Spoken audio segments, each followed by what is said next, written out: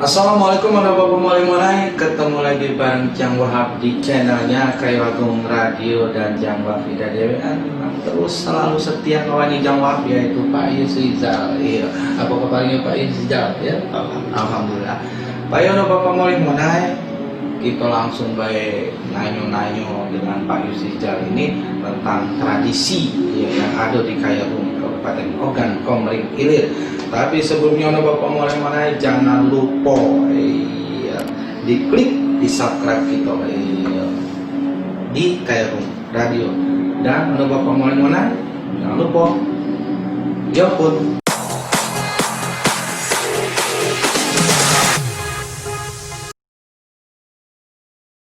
Iya, Pak Yono Bapak mulai jawab langsung nak nanya belah dengan Pak Yusrizal ini. Pak Yusrizal, kalau Jang Wahab mengingat mengenai masalah tradisi-tradisi pernikahan yang ada di Kayu Agung Kabupaten Ogan Komering Ilir, tentunya kita tahu ya bahwa di Kayu Agung ini banyak ragam dan corak yang namanya pernikahan ya. Nah, terutama istilah-istilah di dalam pernikahan itu. Nah, jadi Jang Wahab di sini yang nanyakan seperti halnya ya istilah-istilah yang ada di dalam pernikahan. Misalnya siko yang Jang Wahab tidak tahu, tapi ada 5, tapi siko yang tidak tahu yang namanya kawin gantung. Setelah itu ada juga istilah nurot, nukot mungkin. Nukot. Nah itu nukot. Nah itu Jang Wahab agak kurang tahu persis. Nah sudah itu kaku anak. Oh, kaku anak. Iya. Ada juga yang namanya istilahnya malokon anak. Nah, itu benar ya pengucapannya. Sudah itu siko lagi tomu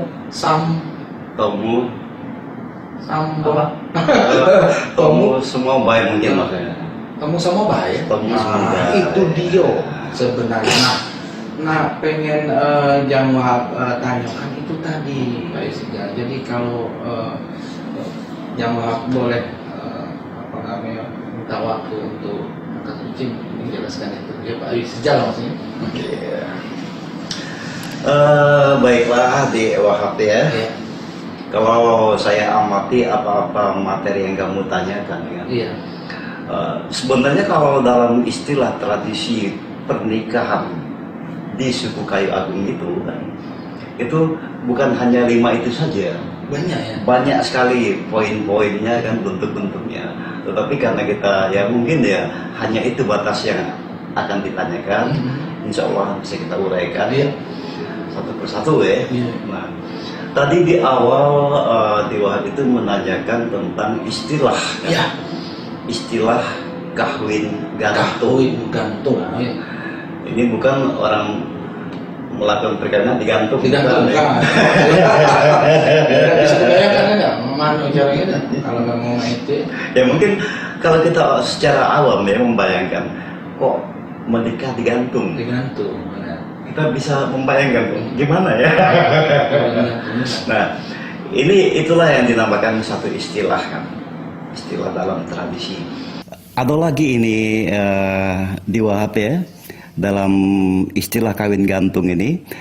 Pada hakikatnya kawin gantung itu sebenarnya anak kecil dari kecil sudah dijodohkan oleh kedua belah pihak orang tuanya kan. Nah, sampai menunggu mereka itu dewasa atau wajib untuk menikah, baru pelaksanaan ijab kabul dilaksanakan. Jadi sementara dalam istilah kawin gantung ini, si anak perempuan ini kadang boleh dia tinggal serumah dengan keluarga calon suaminya. Nah, inilah yang disebut kawin gantung menurut versi orang Kayu Agung zaman dulu ya. Nah, orang-orang Kayu Agung ini bahkan sampai tahun 70-an ini masih banyak dilakukan oleh masyarakat itu melakukan satu pernikahan dalam istilah kawin gantung. Kenapa dikatakan kawin gantung? Biasanya dilatar belakangi oleh suatu hal ya. Si bujang mungkin dia ini untuk menyelesaikan pendidikan di luar kota, sangat jauh kan. Tetapi dia ini mengkhawatirkan selama dia di perantauan, calon istrinya ini didahului orang atau menikah dengan orang lain kan. Maka dilakukanlah suatu permohonan, mereka tuh dilakukan kawin gantung.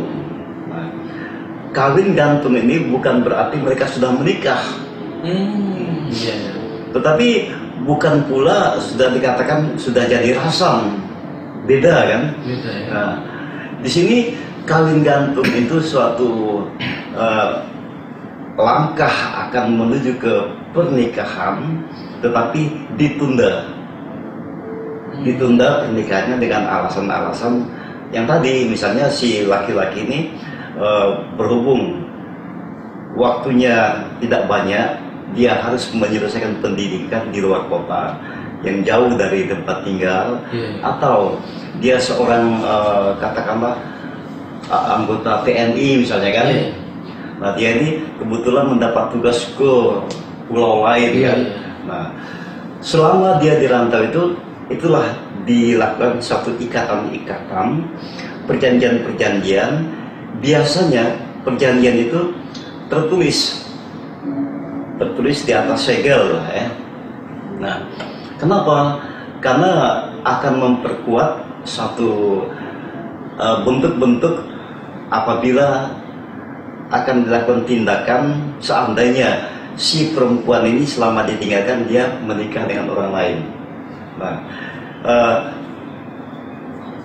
apa yang sudah tertera dalam surat di atas segel ya, itu apabila dilanggarnya mungkin dia akan dilakukan satu denda. Dan mau tidak mau denda itu harus disadari oleh orang tua sebelah perempuan, karena mereka yang melakukan hal-hal yang tidak diinginkan. Nah, jadi kesimpulannya, yang namanya kawin gantung itu suatu proses pernikahan yang ditunda akad nikahnya selama si laki-laki ini melakukan tugas lain yang tidak bisa ditinggalkan begitu saja. Nah, ini namanya kawin gantung. Jadi ikatan pernikahan yang tertunda karena sesuatu hal. Tapi ijab kabulnya belum kan? Belum ditunda. Tapi mungkin agak mendekati dengan yang namanya tunangan. Iya. Tunangan itu tunangan atau jadi rasam kan? Nah, tapi bedanya kalau tunangan itu hanya pengikatnya tukar cincin. Benar. Tapi kalau dalam kawin gantung tidak ada tukar cincin. Tetapi yang menguatkan andai kata terjadi tindakan-tindakan yang sifatnya melanggar dari perjanjian, maka ditulis di atas segel sebagai bukti. Tapi kalau tunangan banyak terjadi, dia sudah diikat oleh cincin perkawinan, tetapi karena hal-hal lain dia berjodoh dengan orang lain. Cincinnya dibuang kawinnya. Iya. Nah itu ya yang namanya kawin gantung. Iya. Nah, untuk yang kedua, pertanyaan kedua, nukot. Ya Allah, nukot. Apa itu nukot? Nukot ini sebetulnya suatu proses pernikahan bagi si laki-laki itu mengulang pernikahannya dengan alasan si perempuan ini mungkin banyak saudara kan, atau saudaranya yang tertua. Saudara tertua si perempuan ini, yang perempuan dinikahi oleh si laki-laki tadi. Nah, kenapa di tengah perjalanan kakak si perempuan ini, seorang perempuan meninggal. Nah, meninggal. Untuk tidak menghilangkan ikatan kekeluargaan antara si bujang tadi dengan si sebelah pihak perempuan, maka digantikan oleh saudara perempuan, jadi istrinya atau ayunya. Jadi istrinya? Iya. Nah, tetapi hal ini bukan satu keharusan nukot itu kan. Mau tidak mau ada permohonan dari pihak si laki-laki. Misalnya kebetulan yang akan jadikan istri itu adalah adik daripada istri tertua, dia mungkin ada satu kesepakatan, misalnya Dik, ini mbak kamu sudah nggak ada lagi, sudah meninggal kan, sementara kami sudah punya anak kan. Nah, bagaimana kalau kamu misalnya kan untuk menggantikan posisi mbakmu, di samping mungkin rasa sugesti anak-anak kami dengan saudara ibunya itu sudah menyatu kan. Nah, andai kata satu permohonan ini diiyakan oleh si perempuan, maka terjadilah pernikahan yang sifatnya nukot tadi. Mirip-mirip ke arah turun ranjang gitu ya. Iya. Turun ranjang. Nah, jarang sekali nukot ini terjadi si pihak perempuan yang nukot laki-laki. Iya. Kebanyakan laki-laki yang nukot perempuan. Aduh. Jadi disimpulkan nukot itu ya suatu perkawinan yang menggantikan posisi saudara perempuan yang meninggal. Tapi kalau dia bercerai hidup itu tidak ada istilah nukot. Tetap kasusnya itu mengacaukan keluarga saudara sendiri. Ya, artinya itu kan masih ada pertimbangan. Ada pertimbangan. Kalaupun itu sanggup dan mau si adik itu, kalau tidak mau sudah. Enggak ya. Nah, ada lagi hal lain kan yang biasa terjadi dalam istilah nukot ini kan. Nah, misalnya dia si pihak laki-laki ini begitu istrinya meninggal, ada orang-orang lingkungan, kamu tuh gini, daripada kamu nyari orang lain, coba-coba yang menggantikan itu adik istri kamu atau ayunya kan. Nah, mungkin si laki-laki ini ada penolakan ada penolakan dikarenakan pengalaman dia hidup dengan istrinya, ada hal-hal yang sifatnya membuat dia trauma kan. Mungkin dinilainya istrinya ini adalah dia ada penyesalan, kenapa saya harus menikah dengan dia, karena diambil dari latar belakang dia ini orang yang membangkang misalnya kan, orang yang begini-begini gitu. Tapi itu jarang terjadi. Ya. Tapi kalau ini Pak Yusjan, kalau ini termasuk nukot ya. Jadi si suami itu punya istri ya. Nah, istri itu punya adik kandung kan. Nah, adik kandung itu katakanlah dia sudah punya suami, tapi bercerai, janda katakanlah janda. Nah, pada saat pernikahan sesuai diceritakan Pak Yusjan tadi, di pertengahan tahu-tahu istrinya meninggal. Nah, sedangkan adiknya juga janda kan, barusan ini. Itu pas dia mau dengan yang namanya suami itu termasuk nukot juga kan? Masih termasuk dalam sifat tradisi nukot, karena menggantikan posisi saudara kandung. Nah, untuk selanjutnya Pak Yusjan, yang namanya kaku anak. Nah, istilah nama-nama pernikahan kaku anak itu apa? Nah, ini unik. Istilah dalam pernikahan adat Kayagun kan ada istilah kaku anak. Kaku anak. Maksud kaku anak itu kan si perempuan ini ya biasanya anak tunggal, anak satu-satunya kan. Nah, sehingga di rumah itu akan kosong, tidak ada lagi anak lain ya kan, apabila dia menikah. Karena pada hakikatnya tradisi pernikahan di Kayu Agung itu perempuan ikut ke rumah suami. Nah, oleh karena itu si bujang ini diminta disetujui pernikahan asal dia ikut dalam rumah tangga keluarga mertuanya. Jadi dianggaplah mereka ini bukan istilah anak menantu lagi, jadi sudah anak kandung. Nah, ini namanya kaku anak ya. Nah, biasanya kaku anak ini mulai dari proses menghubungkan rencana pernikahan sampai kepada acara-acara dalam pernikahan, semua persedekahan dilakukan di pihak perempuan. Iya. Oh, Itu namanya, ada lagi istilah selain kaku anak itu kan, itu namanya dikatakan mengambil waris, bisa juga. Bisa juga ya. Karena si laki-laki ini, menantu ini sudah diambil langsung oleh keluarga itu sebagai anak. Iya. Tapi memang keluarga itu cuma anak satu-satunya. Iya. Tunggal kan. Tidak ada saudara laki-laki, tidak ada saudara perempuan. Ini ada lagi istilah seringnya disebut sebagai golok tunggal. Jadi persedekahan dilakukan di satu tempat, tidak berlawanan antara rumah laki-laki dan rumah perempuan, hanya di pihak perempuan ya.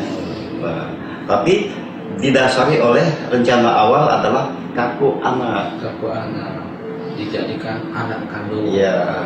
Nah sudah itu sudah untuk pertanyaan keempat mungkin dalam bincang-bincang kita ada siang ini, malokon anak. Oh, malokon anak. Malokon anak. Nah ini sebenarnya hampir sama dengan kaku anak.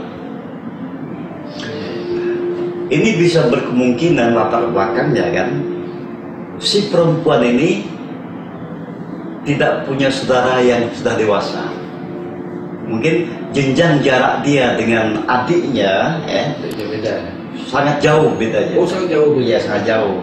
Nah, jadi apalagi adik ini adalah misalnya laki-laki, seorang anak laki-laki. Jadi selama adiknya ini masih kecil sampai dia remaja sampai dewasa kan, itu namanya si suaminya ini itu namanya kaku anak. Malokkan anak.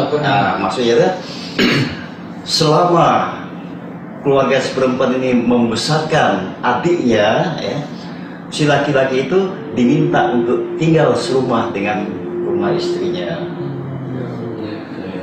Itu malokkan anak. Nah itu anak bapak mulai mengenai yang namanya istilah-istilah di dalam pernikahan suku Kayagung Kabupaten Ogan Komering Ilir. Tapi itu cuma 4 karena pertanyaan jawab tadi 5. Nah, yang sikonya Pak Esijal yang perlu ditanyakan itu tomu Semobai. tomu semobai. Nah itu yang kelima pertanyaan jawab yang penasaran sampai sekarang ini. Ini yang dikatakan tomu semobai itu ya, satu pernikahan ya, yang pernikahan mereka ini masih ada hubungan kepamilian tetapi tidak hubungan darah. Misalnya kan Jan Wahab atau Di Wahab itu kan, kamu seorang bujang ya, ayah kamu ini, nah, kemudian saudara ayah kamu itu perempuan punya anak yang akan kamu jadikan istri. Jadi perkawinan kamu itu namanya perkawinan tomu semubai. Misalnya nenek bersaudara, kakek bersaudara, tapi tidak ada hubungan darah kan, ini namanya juga tomu semubai. Jadi satu kesimpulannya, tomu semubai itu suatu pernikahan yang terjadi masih dalam hubungan kekeluargaan, tetapi tidak ada hubungan darah. Karena pada prinsipnya orang Kayagung ya, mungkin di mana saja yang namanya orang-orang Islam kan, itu kalau menikah masih ada hubungan darah, itu mungkin terjadi pernikahan nanti ada hal-hal yang sifatnya tidak memberikan suatu kesan bahagia dan sebagainya kan, atau ada cacat keturunan dan sebagainya. Dan secara Islam itu pada hakikatnya ada larangan-larangan tertentu untuk menikah dalam hubungan saudara. Iya benar-benar. Nah itu dia untuk Bapak mana-mana informasi penting untuk Bapak mana-mana seputar yang namanya istilah-istilah di dalam pernikahan suku Kayagung Kabupaten Ogan Komering Ilir.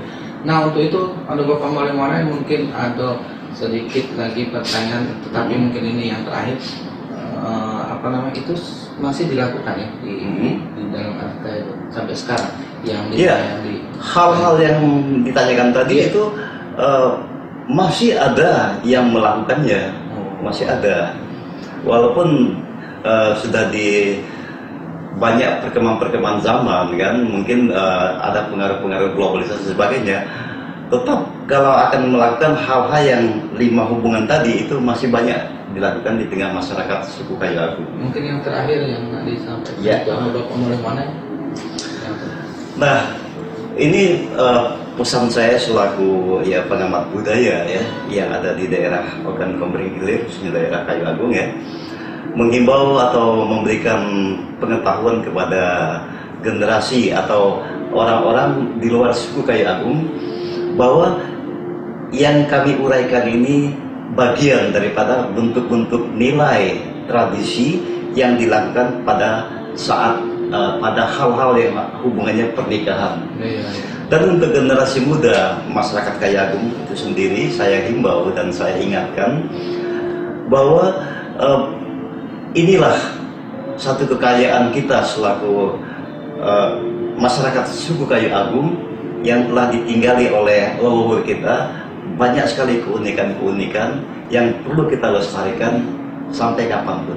Ayo, Bapak mulai mana itu dia ya ngobrol-ngobrol kita bareng Pak Isizal. Ya tadi Pak Isizal sudah memberikan gambaran secara detail. Tapi Bapak mulai mana bagi yang masih penasaran ya kalau ada apa namanya saran dan komen ya masukkan di kolom komen kita Bapak mulai mana. Ya kalau itu kita akhiri pertemuan kita kali ini dengan ucapan